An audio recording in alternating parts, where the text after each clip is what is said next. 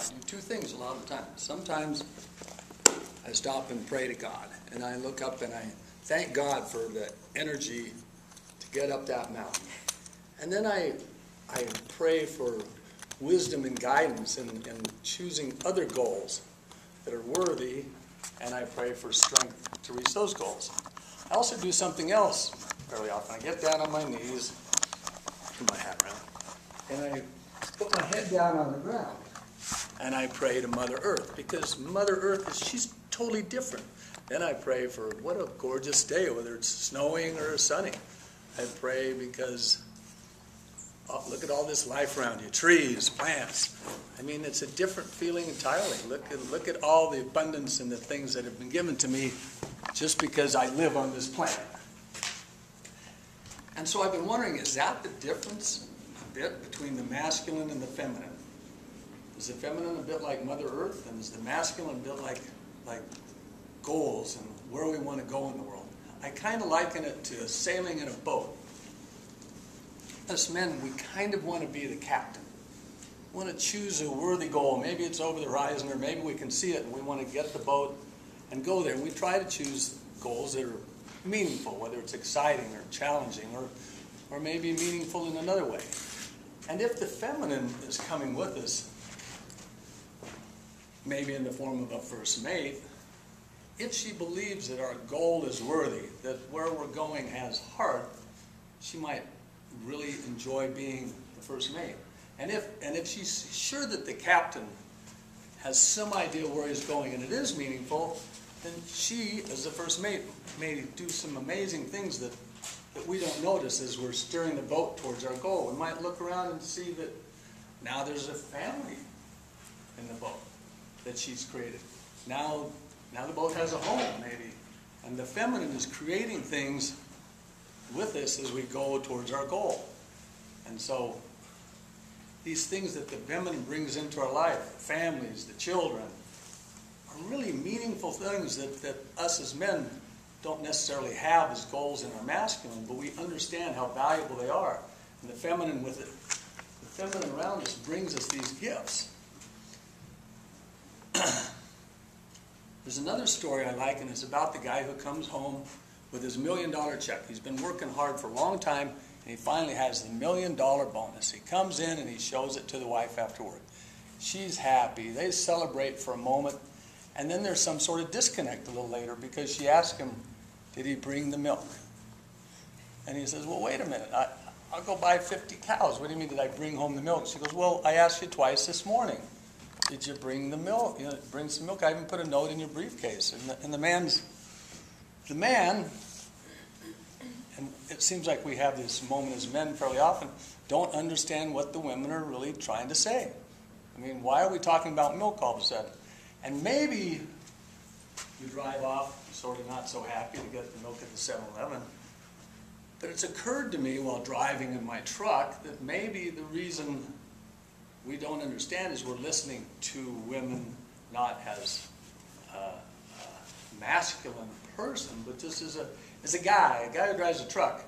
Doesn't understand this whole milk story. But if for a moment we could get out of ourselves and try to be a masculine guy, a masculine what's the main purpose? When we're a masculine man, I kind of think that this is the yin and the yang. Women have brains and we have brains, and we can kind of communicate. There's some distance, and we can discuss things. And the hearts, maybe they're a little closer, you know, and we can still share things. But the masculine and the feminine, maybe they meet right on this line right here. And it can go smoothly, you know. It could be really a smooth thing if we understand our roles and so forth, but it could be full of bad weather. It could be full of miscommunication, because it's awful close right there, right where the masculine and feminine touch.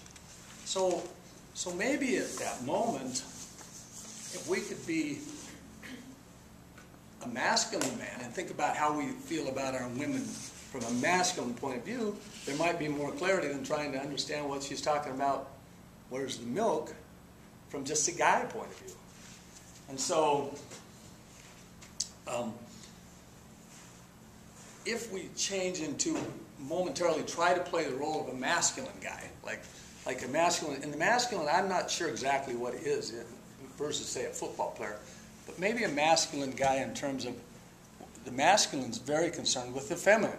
We're concerned with the beauty, with the sexuality, with the different kind of thinking. They care about that. The men, it seems like, we're confused at the differences between men and women, but the masculine part of us are very interested in what women think and do. The masculine part of us are, that's kind of what we're all about, is what is the feminine all about. So we try to figure out what's going on there, and maybe the masculine is the guy who could kind of understand that moment. Maybe that if we could play the masculine role in a minute, we would forget that we could let the money go because we don't care about the $1 million as a masculine man so much. We want meaningful goals, and if we reach them, we're on to the next goal. And as a masculine man, since we're worried about the feminine, we might be able to change our focus at that moment when we're totally confused what she's doing and say, well, this is the woman in my life. This is the feminine. And yeah, it's hard to understand. But isn't that, from a masculine point of view, a wonderful thing?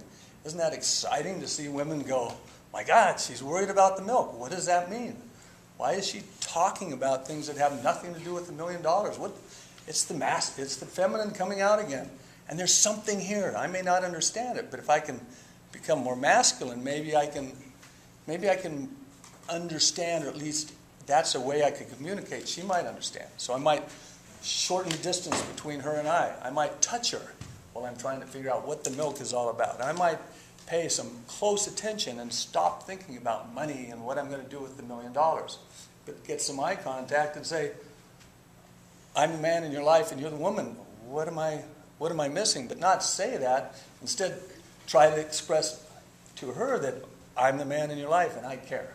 I want you to understand whatever you're doing, I'm trying to figure out. It's cool, it's fun, it's confusing. I don't know where you're going with this. And so maybe we might hug her, we might throw her on the couch and kiss her and talk to her about, yeah, I'm going to go get the milk. And then drive off, and as we go to the 7-Eleven, we might have the aha moment that maybe she was just asking one simple question.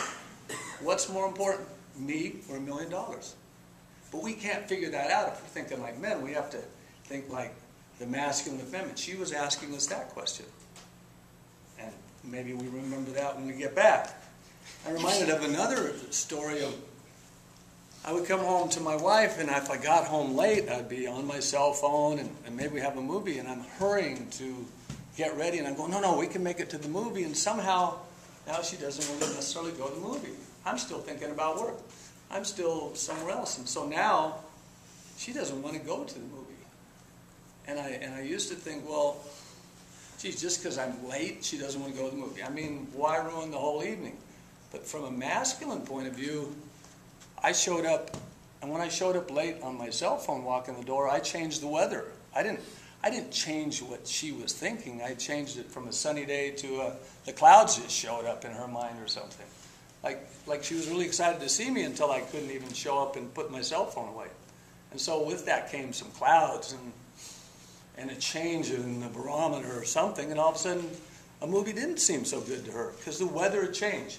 And so if my masculine me was a little more aware of that, maybe before I go in on a date night, I put the phone away. I grab a flower on the way through the door. Maybe that's the masculine part that would help her feminine part be aware that I know what she wants, and I'm paying a little bit of attention to that. And maybe I could even change a cloudy day to a sunny day. So, I have a little experiment for you guys to do at home, and I need a volunteer, Stacy. Would you come up, please?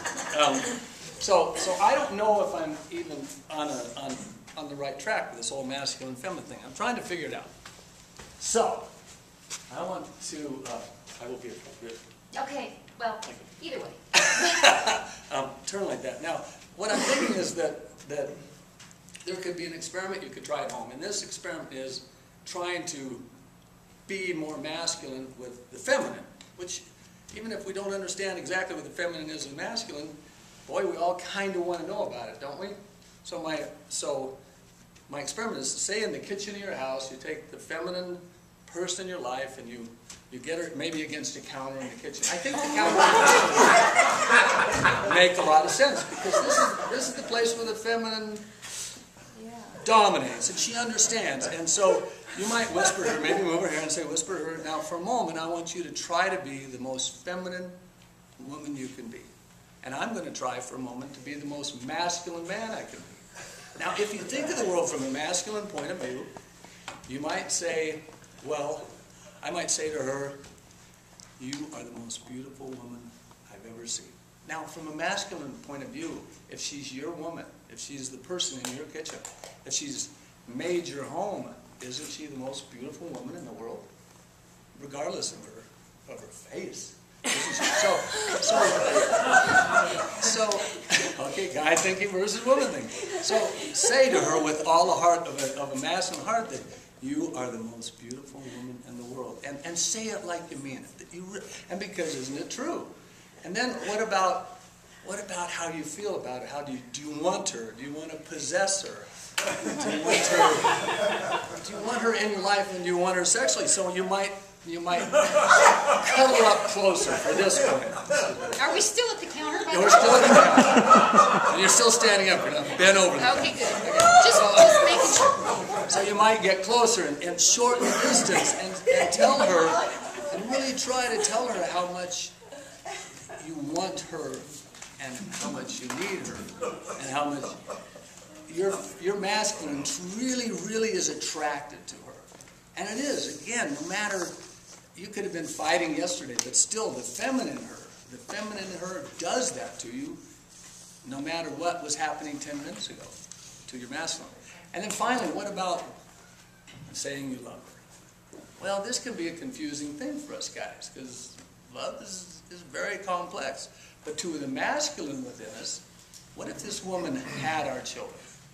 What if she created a home that we could have never done? What if we can't have a baby for them?